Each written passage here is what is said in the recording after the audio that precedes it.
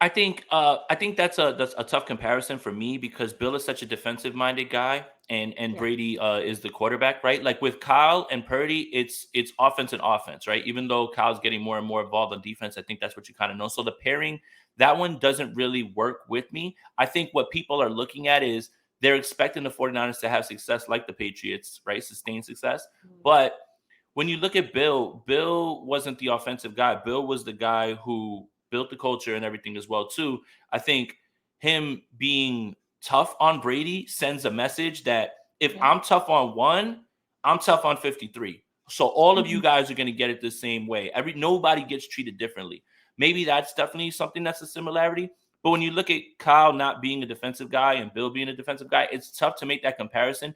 But I see why people would, because I think they see in the future the way that this team is going in terms of how they're building up, that it could be possible that the 49ers win multiple Super Bowls, how many, however it is. And then you can look at them as like coach and quarterback, which have won a lot. But I don't think that that one works as much for me because Bill wasn't so involved in the offense. It would usually be Brady and McDaniels, Brady and O'Brien, like those guys those are offensive coordinators. But Kyle's the head coach and he's the offensive mind. So that one is a perfect marriage because they're both offensive. Now that kind of sparks me into one last thought. I kind of thought maybe coming into this season that it would be, and I've thought this even this season, kind of seeing other teams around the league feel like they're struggling a little bit. Um, Teams that I thought would be extremely dominant don't look as dominant. Aaron Rodgers got hurt. Joe Burrow might be getting better, but he was definitely injured. Even the Chiefs have not, they've had their ups and downs. They've performed pretty well, winning I think all but one game, but they don't look as smooth when you're watching the 49ers. It's really cool to watch because Yeah. they look really strong and like they're putting their teams to shame. So I kind of was like, okay, they need to capitalize on this year. They have the players this year. They have to win this year. It's so important. But you were kind of talking about, okay, it actually might be possible that either A, they win this year, or B, they don't win this year, and they could still win Super Bowls in the future. Do you think that Brock Purdy's contract is maybe the Super Bowl window? Um, in your opinion, like, Yeah, do I you think mean, it's this year you have to win, or do you think it would be possible every to year keep going? every year that you have Brock Purdy, I I made a joke I think on the show that I have with Brad that Brock Purdy gets his after he gets his paycheck and the taxes come out, he probably making like 12.50, $12.50 on a paycheck, right? And he's still eating Chef Boyardee and stuff like that. So when you have Still somebody has a that roommate. cheap, right, right, he's got a roommate, all that stuff.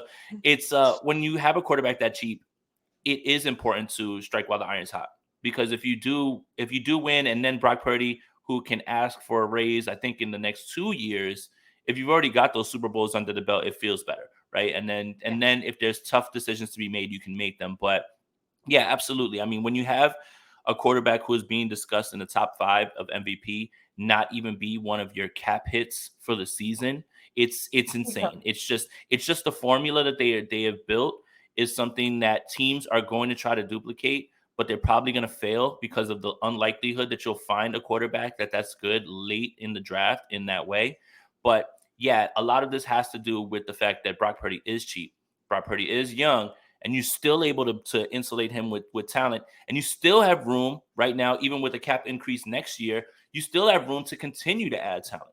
So the Super Bowl window isn't just for when he's this cheap, but if you strike and you win while he's this cheap, my goodness, the sky's the limit with what you can do later on, even when he does decide to get paid. I agree. It's kind of like a cheat code. In hindsight, it's almost like we should expect that the Niners would be so much more dominant than every Hmm. other team. Because even if you look at a team like the Chiefs, they obviously have a quarterback, but they're allocating so many resources there, where the 49ers should be yeah, having basically all pros at every single level because they're not investing in that most important position. And obviously, if the most important position can't distribute the ball, can't make throws, then that doesn't matter. But kind of finding, gold, pot of gold. I'll Yeah. stop trying to do analogies because No, no, no. apparently I I just mean, don't know gold it. works, right? 49ers just, I mean, Yeah, just yeah. say, just striking gold. Yeah, something like Yeah, that. striking gold. I think that is what makes this team so special and look so much more dominant. And in hindsight, I'm kind of mad at myself that I maybe it's PTSD from the Jimmy years or just not wanting to be too optimistic. But now that this is happening, we're seeing it play out. I'm like, they started the season with Christian McCaffrey. They usually don't have a healthy running back in general or Christian McCaffrey to start the season.